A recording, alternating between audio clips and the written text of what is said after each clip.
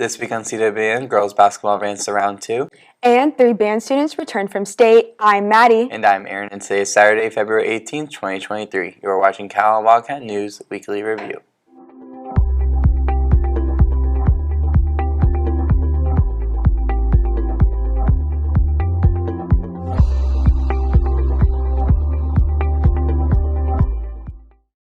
Everything this week is in full swing at the high school. Yes, it is. And softball hosted their annuals tournament this week. Yeah, and you know what? They look pretty sharp out there on the diamond. Yeah, the season is looking really promising. Now let's start off our show with our award-winning band. Our band sent 3 students who went to state, who made All-State, and returned from their All-State week in San Antonio. We spoke with Jose for more on what the experience was like and how they did. Let's take a look. Good morning, Wildcats. I'm Jason. I'm here with Jose and Jose. So, Jose, I understand you were at state for band. Can you tell me, how'd you do?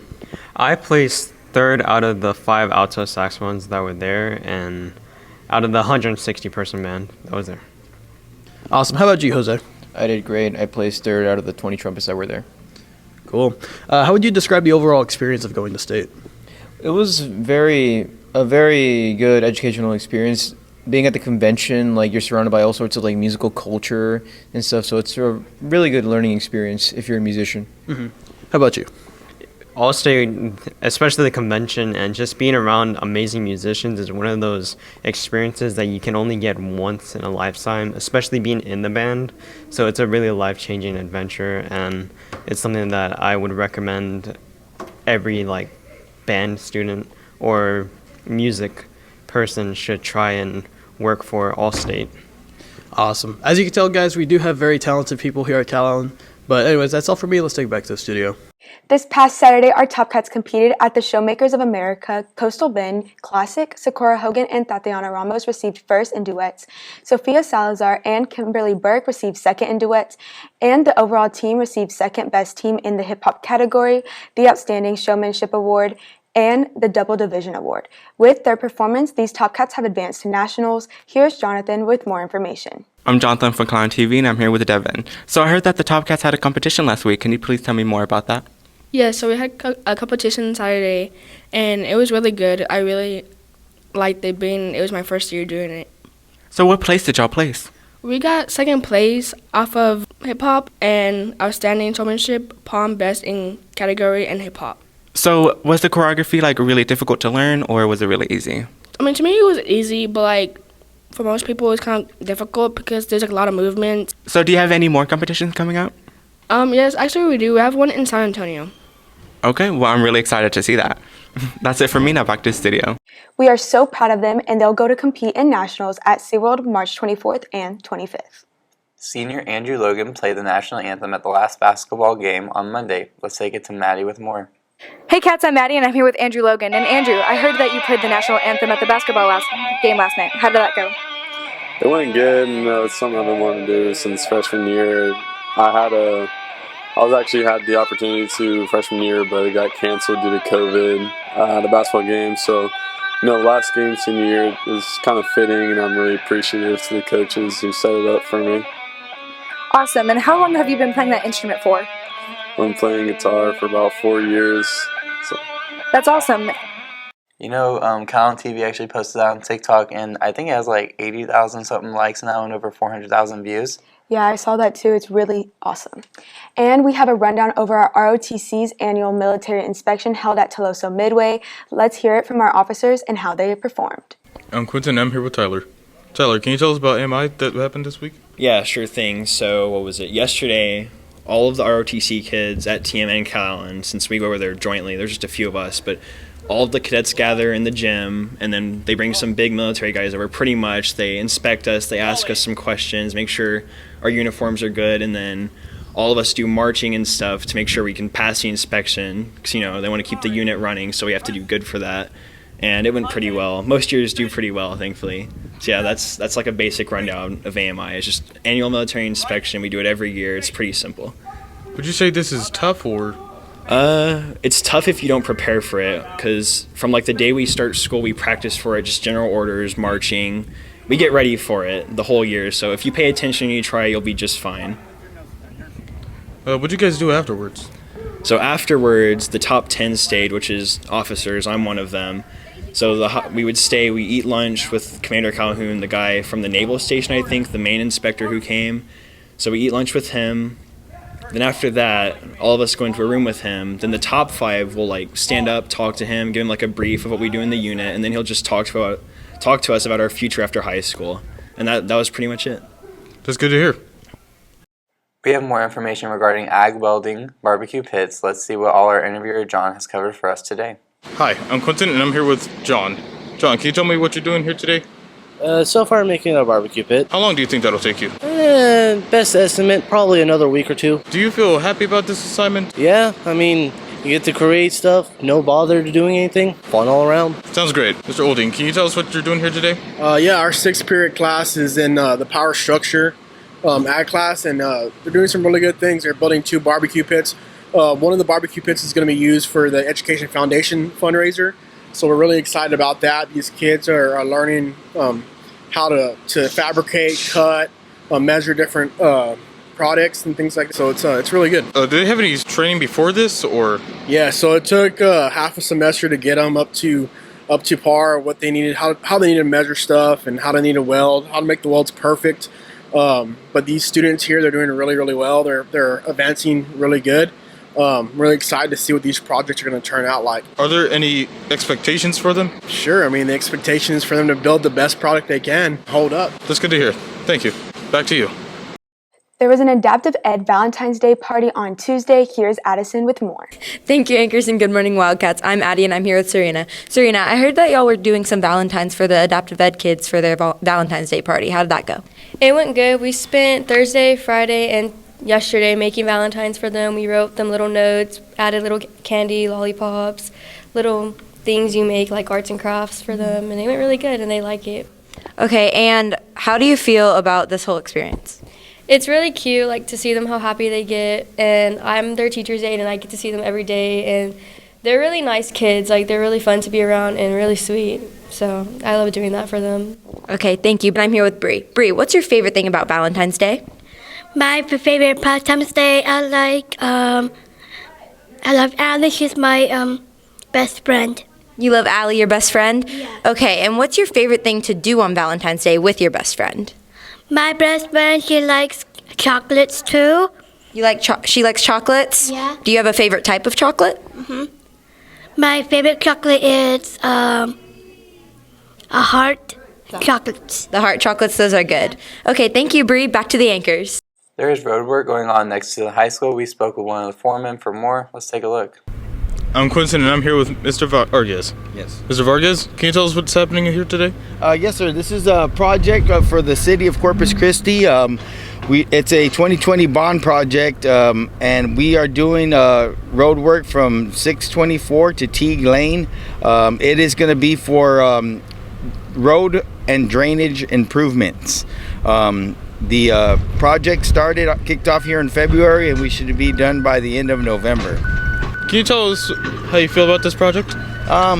It's a pretty good project. Of course, being next to the school doesn't make it very easy. There's a lot of traffic and issues as far as the school buses coming in and out and everything like that. The traffic control setup that we have cut it down to 1 lane, so that kind of helps us to get done what we have to do. Of course, the project will be done in phases, which is half of the road, and then we'll switch to the other side once this side is complete, so that way traffic flow is constant throughout the project. Thank you very much. Back to you. You know what? I'm happy that road's getting fixed on the side of the high school. Yeah, we're going to have some traffic for a while, but at the end of the day, it'll be worth it. Yes. And some of the English 3 classes worked on a project over of mice and men and its relations to the American dream. Jaden spoke with Miss Robertson for the rundown. Let's see what her students have been doing. Hey, Calallen TV, I'm Jaden, and I'm here with Miss Robertson. And can you tell us about the book that we're reading for English 3? So for English 3, us juniors, we're reading Of Mice and Men. It's a book about friendship and loneliness and the American dream.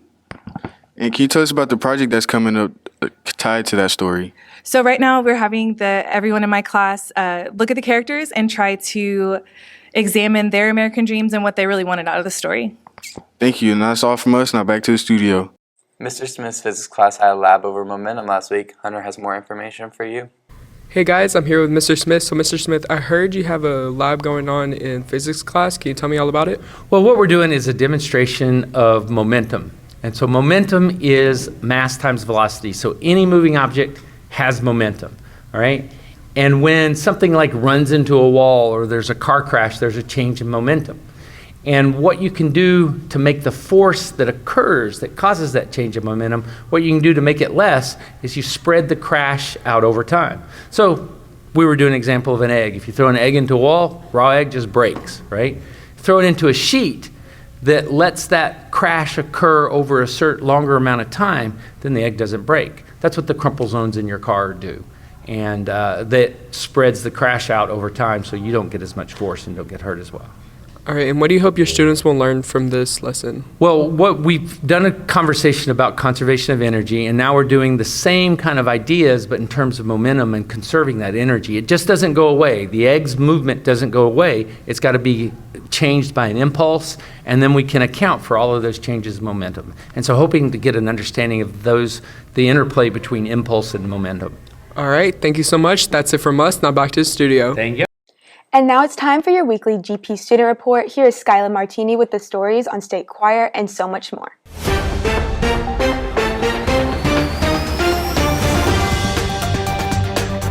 Good morning, I'm Skyla Martini from GP. I'm here in beautiful downtown San Antonio on the Riverwalk for Texas All-State Choir for TMEA. Here's what's been going on in GP.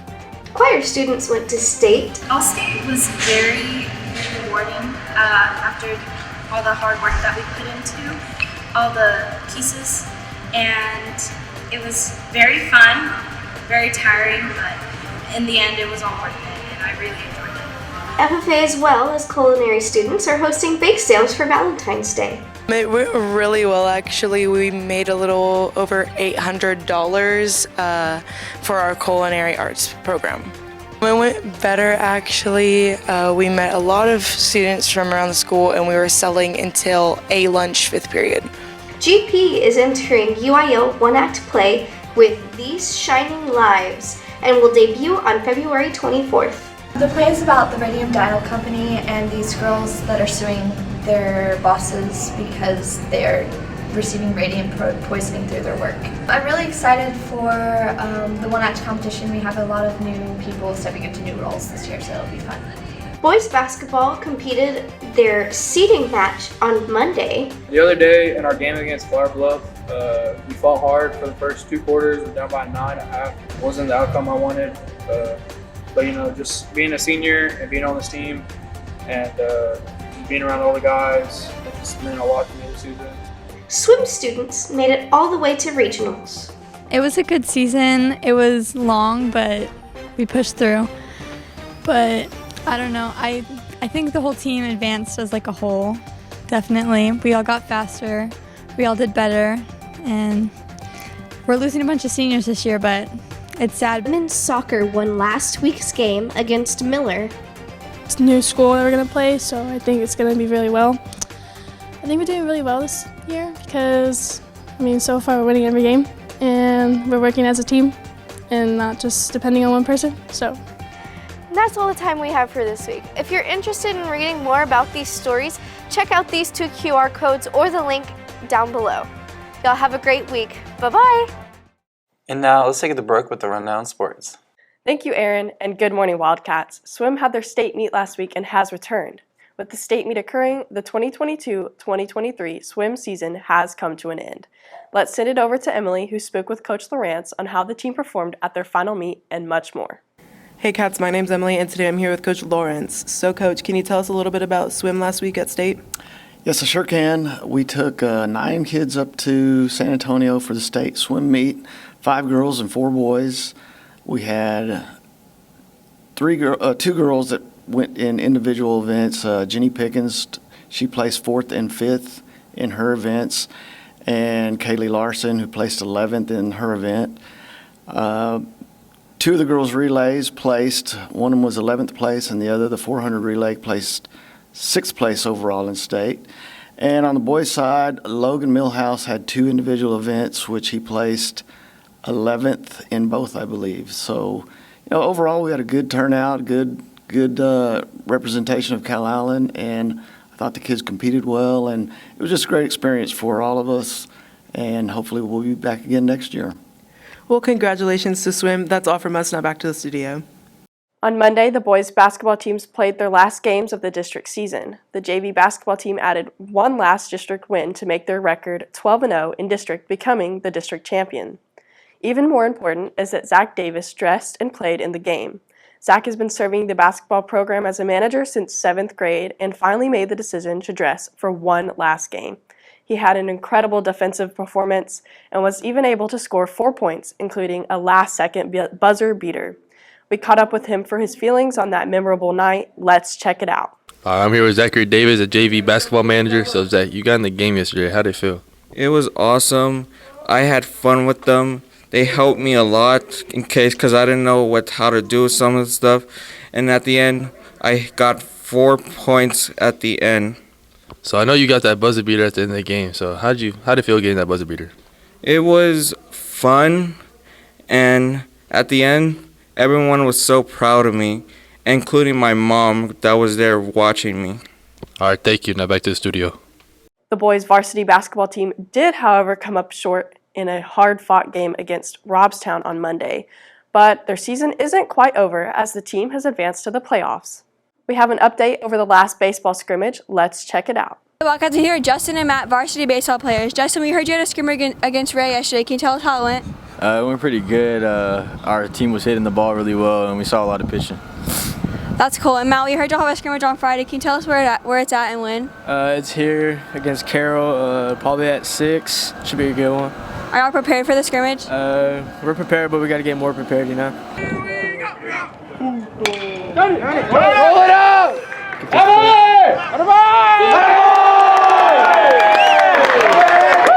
That's cool. Thank y'all and good luck. Back to the studio. Several of our teams were busy this past Tuesday with softball, soccer, and girls basketball having games. Softball had their first district game of the season on Tuesday night, resulting from opening night was a huge win from both varsity and JV, with varsity defeating Victoria East 16-0. Here's Coach Razzo with more. Hi, I'm Cal. I'm here with softball assistant Coach Razzo. Coach Razzo, y'all had softball opening night yesterday. Can you tell me more about that, please? Yeah, we had opening night against Victoria last night, the JV, or the first team to play. We won 5-6. Also, the varsity played last night. They won 16-0 in 3 innings. It was pretty good showing. We also had the dedication of our new scoreboard, which was pretty awesome. Really knew we needed it for sure out there. And also we had Trinity Choir who came out and sang the national anthem for us. So it was a pretty cool night. We had a lot of people in attendance. Okay, and can you tell me more upcoming stuff in softball?